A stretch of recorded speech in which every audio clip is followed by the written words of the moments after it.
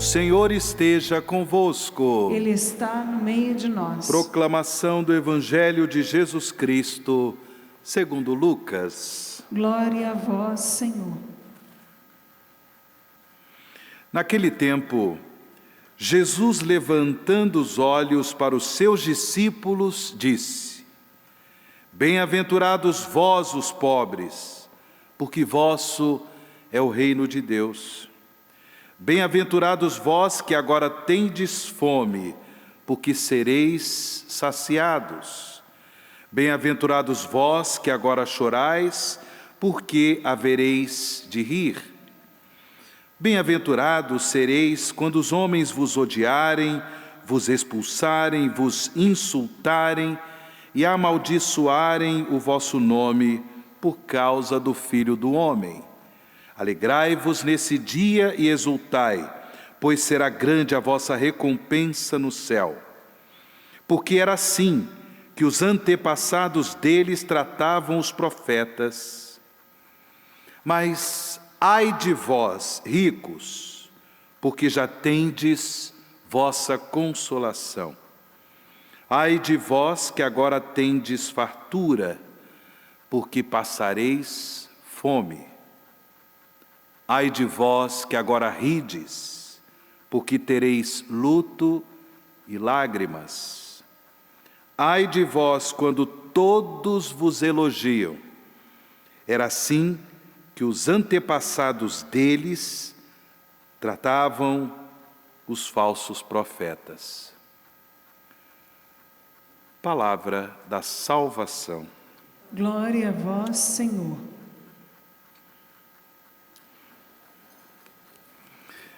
Caríssimos irmãos e irmãs em Cristo Jesus,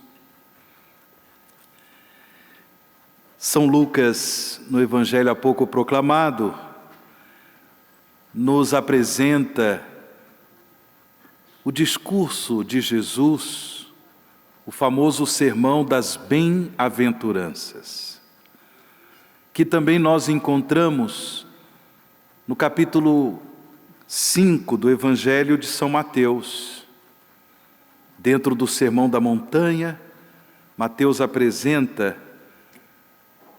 o sermão das bem-aventuranças feito por Jesus. Porém, é sempre importante termos clareza de que o bem-aventurado por excelência é o próprio Jesus. Com o sermão das bem-aventuranças, Jesus, na realidade, ele se revela, ele se apresenta, o bem-aventurado por excelência, o bem-aventurado do Pai, é Jesus. E quando ele, portanto, apresenta este sermão para os seus discípulos, é claro que ele se apresenta como o modelo principal do bem-aventurado do Pai. Ele mesmo, numa de suas pregações, deixou claro que ele é o caminho, a verdade e a vida.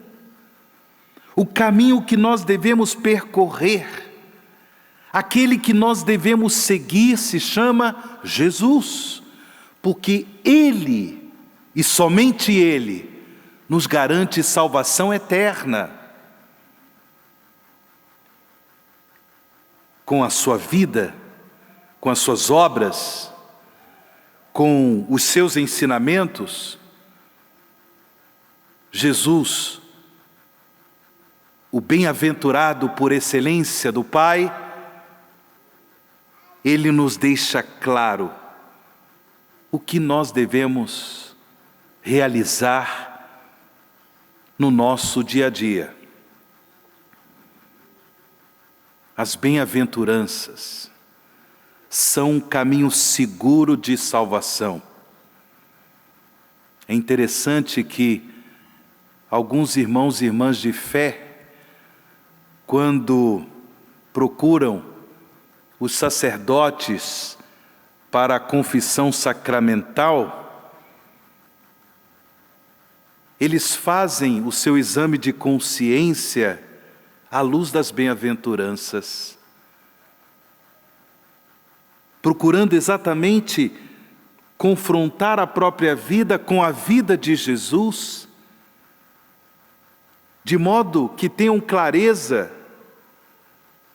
que nem sempre colocam em prática o que Jesus nos ensina como caminho de salvação, que Ele nos ensina no Sermão das Bem-aventuranças.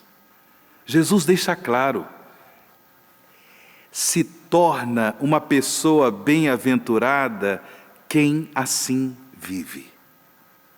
Quem assim vive. Mas é interessante que o evangelista São Lucas, após apresentar o sermão das bem-aventuranças feito por Jesus, São Lucas faz questão de acrescentar no discurso de Jesus as censuras severas que Jesus faz àquelas pessoas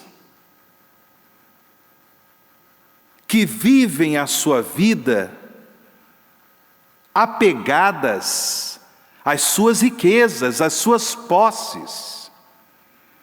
Pessoas que acreditam que uma vida feliz é pelo tanto que elas possuem. A vida feliz só se alcança unicamente com muitas riquezas. E Jesus diz: ai de vós, ricos, porque já tendes vossa consolação. Vocês não precisam de Deus. Vocês não precisam de fé. Vocês não precisam de salvação. A felicidade vocês conquistaram com as próprias posses. Pessoas que se enganam, trilham não o caminho da salvação apresentado por Jesus nas bem-aventuranças, mas trilham o caminho da perdição, porque é um caminho de idolatria. Idolatram as próprias posses, as próprias riquezas, idolatram a fartura. Pessoas que vivem a vida achando que a felicidade consiste nas gargalhadas mundanas, nas alegrias mundanas, nos prazeres mundanos. Ai de vós que agora rides, porque tereis luto e lágrimas.